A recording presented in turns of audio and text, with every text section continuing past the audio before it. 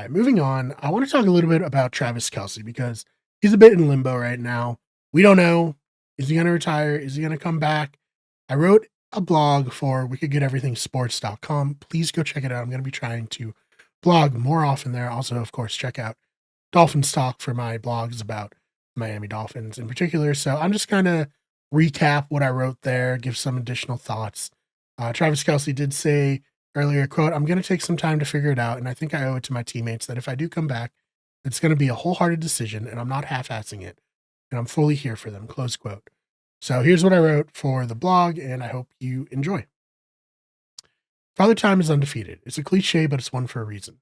Outside of Tom Brady, who gave Father Time a heck of a fight, an athlete's time is short. Travis Kelce is a three-time Super Bowl champion, a four-time first-team All-Pro, a three-time second-team All-Pro, a 10-time Pro Bowler, and most importantly to this conversation, 35 years old.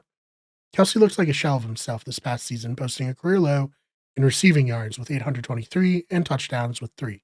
The playoffs followed that trend as he was only able to go for 13 receptions, 175 yards, and a single touchdown in 3 games. His performance in the Super Bowl was especially damning, with a 4-reception, 39-yard showing. Worst of all, he was seen giving up, or I guess giving his best impression of Albert Hainsworth during a play that featured Mahomes running for his life. If Kelce did announce his retirement today, he would go down as the greatest tight end in the history of the Kansas City Chiefs, beating out Hall of Famer Tony Gonzalez for the title by way of compiling all of his stats while playing for the Chiefs. He would also go down as a top 5 tight end of all time, if not top 3. Among tight ends, he is currently 5th in touchdowns with 89, 3rd in receiving yards, 3rd in receptions with 1,004, and he'd walk off the field of Super Bowl 59 and straight into the Hall of Fame as a first ballot member. Realistically, he has nothing left to prove and little chance of climbing the all-time list if he magically returns to form during next season. He could pass Jimmy Graham for 4th most touchdowns as he's 9 behind, but based on his production the past 2 seasons, that seems unlikely.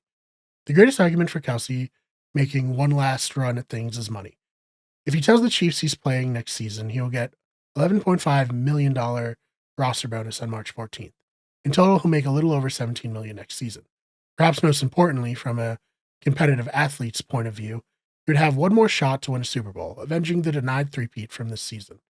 According to Nate Taylor of the Fan 96.5, the Chiefs have given him until March 14th as a deadline to make a decision. Furthermore, if he should return, they want him to take a reduced role that would see him used situationally, with his real value coming in the mentorship he can provide. The question is, would this deal appeal to Kelce? Would he be willing to do what it takes to get himself into NFL-level shape to stand on the sidelines and provide support to his successors? It isn't like Kelce doesn't have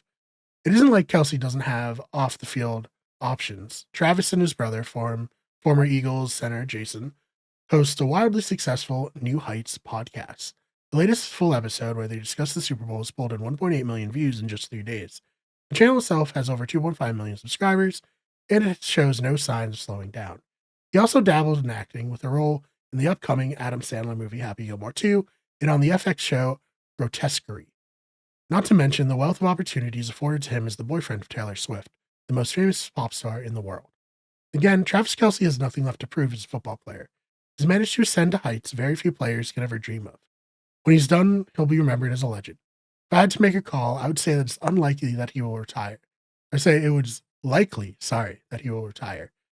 The grind of an NFL season is daunting, and he has such little time to make a decision. With the quest for a three-peat officially off the table and so many media opportunities waiting for him, it feels like the right time to ride off into the sunset. I'll be anxiously awaiting official word along with the rest of the NFL world, plus, of course, all the Swifties. And I'll report back when word comes. So, yeah, that's just my opinion on the situation, Travis Kelce. I do think he probably will retire, but let me know your thoughts. Do you think Travis Kelce is out? And please check out the blog, Wicked Everything Sports and Dolphins Talk for more of my writing. And let's move on to the next segment.